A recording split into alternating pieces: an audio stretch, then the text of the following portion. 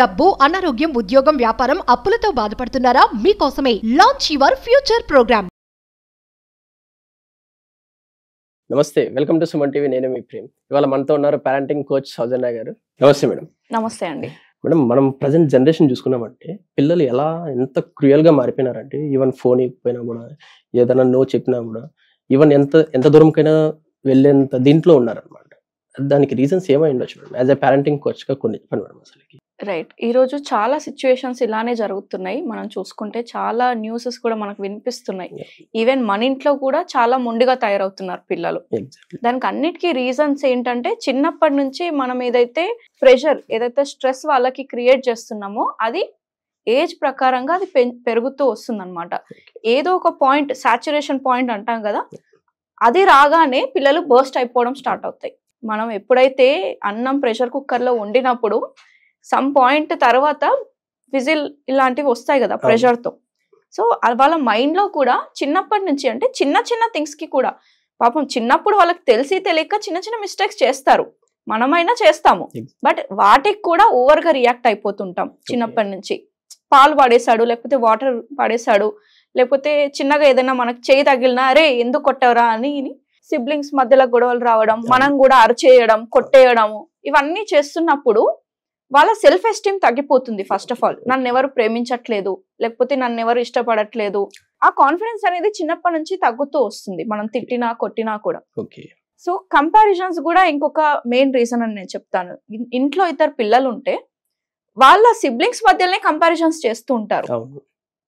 ఎందుకు అని అంటే వాళ్ళకి తెలియదు, every one is born unique. ఒక్కొక్కరికి ఒక్కో టాలెంట్ ఉంటుంది. ఇప్పుడు మీలాగా మీ అన్నయ్యనో మీ అక్కయ్యనో చేయలేరు కదా, మీ అక్కయ్యలాగా మీ అన్నయ్యలాగా మీ తమ్ముళ్ళలాగా మీరు చేయలేరు. మీ టాలెంట్ మీకు ఉంటుంది. సో అది గ్రహించక పేరెంట్స్ చాలా మంది ఇదే తప్పు చేస్తున్నారు. తమ్ముడిని చూసి నేర్చుకో, చెల్లిని చూసి నేర్చుకో, అన్నని చూసి నేర్చుకో, పక్కింటి అబ్బాయిని చూసి నేర్చుకో, మీ ఫ్రెండ్ని చూసి నేర్చుకో, వాడికి ఫస్ట్ ర్యాంక్ వచ్చింది, వీళ్ళకి ఇది వచ్చింది, అదొచ్చింది, నీకు రావట్లేదు, లేకపోతే నువ్వు చేయలేవు, నీ వల్ల కాదు, నువ్వు ఎప్పుడు ఇంతే, ఇలాంటి నెగిటివ్ వర్డ్స్ మాట్లాడి వాళ్ళ కాన్ఫిడెన్స్ ని తగ్గిస్తున్నారు. ఈ ప్రపంచంలో ఎవరైనా బెస్ట్ ఇవ్వగలుగుతారు అంటే, బెస్ట్ ఏదైనా రిలేషన్ కనెక్షన్ ఏదైనా ఉంది పిల్లలకని అంటే దట్ ఈస్ పేరెంట్స్ ఓన్లీ. అలాంటి పేరెంట్సే వాళ్ళని డామినేట్ చేసుకుంటూ, అంటే వాళ్ళని కంపారిజన్ చేసుకుంటూ, తిట్టుకుంటూ, కొట్టుకుంటూ ఉంటే వాళ్ళు ఎలా ప్రోగ్రెస్ అవుతారు? ఇప్పుడు ఒక చెట్టు మంచిగా పెరగడానికి దానికి ఏమేమి కావాలి? మంచి సాయిల్ కావాలి, ఫెర్టిలైజర్స్ కావాలి, సన్లైట్ కావాలి, వాటర్ కావాలి, రైట్? పేరెంట్స్ కూడా చాలా ఇలా ఇందులో ఒక ఇంగ్రీడియంట్ అనమాట. మిగతా ఇంగ్రీడియంట్స్ కూడా టీచర్స్ అవ్వచ్చు, ఫ్రెండ్స్ అవ్వచ్చు, ఇప్పుడు ఈ మధ్య కాలంలో సోషల్ మీడియా అవ్వచ్చు, ఇవన్నీ చాలా మ్యాటర్ అవుతాయి. Not only parents. ఇక్కడ పేరెంట్స్ ని అనడానికి లేదు, ఎందుకంటే వాళ్ళకి తెలిసి తెలియక వాళ్ళు కూడా మిస్టేక్ చేస్తున్నారు ఇక్కడ. సో అది కాస్త ఏజ్ ప్రకారంగా పెద్దగా అవుతూ ఆ ప్రెషర్ అనేది అప్పుడు ఒక సాచురేషన్ పాయింట్ వచ్చిన తర్వాత వాళ్ళు బ్లాస్ట్ అవుతున్నారు. ఏది కూడా సడన్ గా జరిగిపోదు కదా.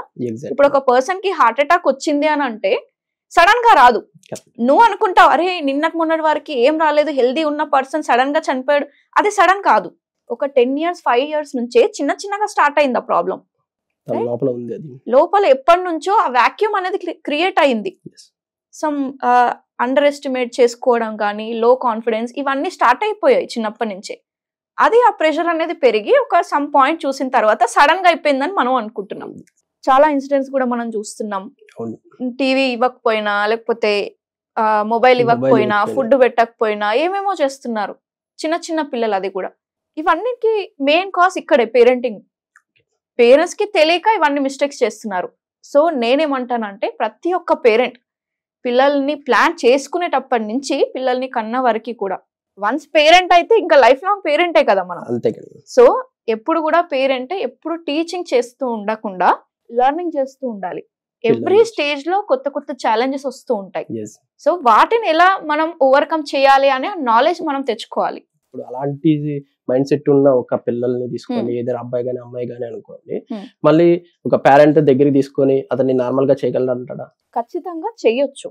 ఎందుకంటే మీరు రైట్ నాలెడ్జ్ తో, రైట్ స్ట్రాటజీస్ తో తెలుసుకొని వాటిని ఇంప్లిమెంట్ చేస్తే గనుక ఖచ్చితంగా కొంతమందికి ఇమీడియట్ రిజల్ట్స్ కనిపిస్తాయి, కొంతమందికి చాలా లాంగ్ టర్మ్ వరకు తెలియకపోవచ్చు. బట్ ఆ పేషెన్స్ అనేది లూజ్ అవ్వద్దు. ఎందుకంటే మీరు అలాంటి సివియారిటీ బట్టి ఉంటుంది, ఆ ప్రాబ్లం సివియారిటీని బట్టి. అంటే ఆ మైండ్ లో ఆ పిల్లాడి మైండ్ లో ఎంత బలంగా ఆ ప్రాబ్లం ఫిక్స్ అయిపోయాడు దాన్ని బట్టి ఉంటుంది. ఓకే, మీరు రోజు మంచి ప్రేమగా మాట్లాడుతుంటూ మంచి రెస్పెక్ట్ ఇస్తూ ఉంటే సమ్ పాయింట్ తను కూడా తన వర్త్ ఏంటో తెలుసుకొని ఎదుటి పర్సన్ కి రెస్పెక్ట్ ఇవ్వడం, ఓకే, వాళ్ళని కూడా హట్ అవ్వకుండా మాట్లాడడం, ఇవన్నీ స్టార్ట్ చేస్తాడు. బట్ సమ్ పాయింట్ అనేది రావడానికి టైం పడుతుంది. పేరెంట్స్ అంటారు చాలా మంది, మీరు చెప్పింది ఓకే మేడం, మా వాడు అట్లా కాదు, నేను చెప్పినా కూడా వాడు వినడంటే మీరు ఎన్నిసార్లు చెప్పారు? ఫస్ట్ ఆఫ్ ఆల్ ఓకే, నేను అడుగుతున్నా ఎన్నిసార్లు, 1 డేలో ఎన్నిసార్లు చెప్పారు, అలా ఎన్ని డేస్ చెప్పారు? ఓకే, అది మ్యాటర్ అవుతుంది. మీ పేషెన్స్ చాలా అవసరం పేరెంటింగ్ అంటే. ఇప్పుడు చూడండి, వెయిట్ లాస్ అవ్వాలి, 1 నైట్లోనో 1 డేలోనో అయిపోదు కదా. ఇన్ని ఇయర్స్ నుంచి పెంచిన ఈ ఒబేసిటీని 1 డేలో 1 వీక్ లో తగ్గించాలంటే ఎట్లా పాసిబుల్ అవుతుంది? సేమ్ అంతే, బాడీ మైండ్ కనెక్టెడ్ గా ఉంటాయి. బాడీకి ఎంత టైం పెడుతున్నారో మైండ్ కూడా అంత టైం పెట్టాలి. లాంగ్ టర్మ్ వరకు మీకు రిజల్ట్స్ కావాలి అని అంటే కన్సిస్టెంట్ గా చిన్న చిన్న స్టెప్స్ తీసుకున్నా పర్లేదు. ఒక డేలో 4 సార్లు కోపగించుకున్నారు, అట్లీస్ట్ 1 టైం అయినా దగ్గర తీసుకొని ప్రేమగా మాట్లాడడం స్టార్ట్ చేయండి. అప్పుడు తనకు అనిపిస్తుంది, అరే మమ్మీ ఈరోజు డిఫరెంట్ గా మాట్లాడింది, నాకు వాల్యూ ఇచ్చింది. నేను కూడా చిన్న చిన్నగా ఏదో ఒక రోజు తనకే అనిపిస్తుంది ఆ పిల్లాడికి మనం ఇలా ఉండకూడదు, ఇది తప్పు అనేది. సెల్ఫ్ రియలైజేషన్ స్టార్ట్ అవుతుంది. మీరు చెప్పకండి అందరికి రెస్పెక్ట్ఫుల్ గా ఉండాలి, అందరితో మంచి మాట్లాడాలి, నువ్వు ఇలా బిహేవ్ చేయకూడదు, ఇలా ఉండాలి అని చెప్పకండి. రాదర్ దాన్ మీరు ఉండండి ఫస్ట్ ఆఫ్ ఆల్. ఓకే, పిల్లలు ఎప్పుడు కూడా మీరు చెప్పింది వినరు, మిమ్మల్ని చూసి మరి దాన్నే ఫాలో అయిపోతారు. బ్లాంక్ పేపర్ తో వస్తారు మన దగ్గరికి, మనం ఏది రాస్తే దాన్నే రిఫ్లెక్షన్ జరుగుతుంది మీ లైఫ్ లో కూడా. సపోజ్ పేరెంట్స్ వచ్చి మంచిగా మాట్లాడి ప్రేమగా మాట్లాడండి, ఆ సిచ్యువేషన్ వరకు అయితే హ్యాపీగా ఉంటారు అనమాట. దెన్ మరుసటి రోజు మళ్ళీ మార్నింగ్ లేచారంటే యాజ్ యూజువల్ గానే ఉండిపోతారు. అలా కాకుండా కంప్లీట్ గా ఎప్పటికీ మంచిగా ఉండాలంటే యాజ్ ఏ పేరెంటింగ్ కోచ్ గా మీరు ఏం టిప్స్ ఇస్తారు? ఈవెన్ మనిషి అన్నాక అన్ని ఎమోషన్స్ రెగ్యులేట్ అవుతూ ఉంటాయి. That is depends on situation అనమాట. ఇప్పుడు చనిపోయారు ఎవరన్నా, అక్కడ ఏడవాల్సిన సందర్భం, బాధపడాల్సిన సందర్భం. హ్యాపీగా ఉంటానంటే నడవదు కదా. ఇప్పుడు ఇంటర్వ్యూకి వెళ్ళాం, ఫెయిల్ అయిపోయాం, అక్కడ కొంచెం సాడ్గా ఉండాల్సిన ఎమోషన్ అనేది బయటకు వస్తుంది. It's a natural, it's a normal. So పిల్లలు కూడా అంతే. ఇప్పుడు ఏదైనా కావాలి అని ఏడ్చినప్పుడు మనం నో చెప్తే ఖచ్చితంగా ఏడుస్తారు, బికాస్ ఇట్స్ నార్మల్. దాన్ని మీరు పర్సనల్ గా తీసుకోకండి. నేను నో చెప్పినా వాళ్ళు యాక్సెప్ట్ చేయాలని అంటే అది కాదు, అక్కడ జరగదు. ఇప్పుడు మీరు ఫెయిల్ అయిపోతే బాధపడ్డప్పుడు వాళ్ళు కూడా వాళ్ళకి కావాల్సింది దక్కనప్పుడు ఏడుస్తారు, ఇట్స్ నార్మల్. దాన్ని మీరు పర్సనల్ గా తీసుకొని మా వాడు చెడ్డవాడు ఎప్పుడు ఏడుస్తుంటాడని జడ్జిమెంట్స్ చేయకండి. ఓకే, అది నార్మల్. మీరు ఫస్ట్ కూల్ అవ్వండి. యాజ్ ఏ పేరెంట్ గా మీ ఎమోషన్స్ ని మీరు కంట్రోల్ చేసుకోగలిగితే, ఏది నార్మల్ ఏది కాదు అని మీరు డిఫరెన్షియేట్ చేయగలిగితే మీ పేరెంటింగ్ అనేది ఇంకా ఈజీ అవుతుంది. ఏడుస్తాడేమో ఆ మూమెంట్ లో, బట్ మీరు అరే పోనీ ఏడుస్తున్నాడు కదా అని ఇచ్చేస్తే అది అలవాటు అయిపోతుంది. ఏమన్నా కావాలి అని అంటే అడగడం బంద్ చేసి ఏడవడమే స్టార్ట్ చేస్తాడు. సో పిల్లలకి కూడా చెప్పాలి, it is okay to cry, it is okay to have all the emotions. A situation లో ఏది ఓకే అనేది వాళ్ళకు కూడా చెప్తూ ఉండాలి. సరే ఈ రోజు మీరు ఆఫీస్ నుంచి వచ్చారు, you have a bad day, you had a bad day అన్నప్పుడు చెప్పండి. బ్యాడ్ డేస్ కూడా వాళ్ళకి తెలిసి ఉండాలి. అంటే అందరి లైఫ్ లో బ్యాడ్ జరుగుతాయి, it is okay, it is normal. కొన్ని గుడ్ డేస్ ఉంటాయి, కొన్ని బ్యాడ్ డేస్ ఉంటాయి. అదే యాక్సెప్ట్ చేయడం స్టార్ట్ చేస్తారు అప్పటి నుంచే. ప్రతిదీ మనం అనుకున్నవన్నీ దక్కవు అనేది ఒక తెలుస్తుంది, రియాలిటీ అనేది తెలుస్తుంది. అంతేగాని ఏడిస్తే బూచానికి పట్టిస్తా, తినకపోతే పోలీస్ కి పట్టిస్తా, లేకపోతే టీచర్ కి చెప్తా, ఇలాంటి ఇల్లాజికల్ ఆన్సర్స్ ఇవ్వకండి. ఎప్పుడైతే మీరు చెప్తుంది వాళ్ళకి అర్థం అవుతుందో, ఆ ఏజ్ వచ్చిందని మీకు పేరెంట్ కి తెలుస్తుంది, అప్పటి నుంచి లాజికల్ గా చెప్పడానికి ట్రై చేయండి. ప్రాక్టికల్ గా లాజికల్ ఆన్సర్స్ ఇవ్వండి.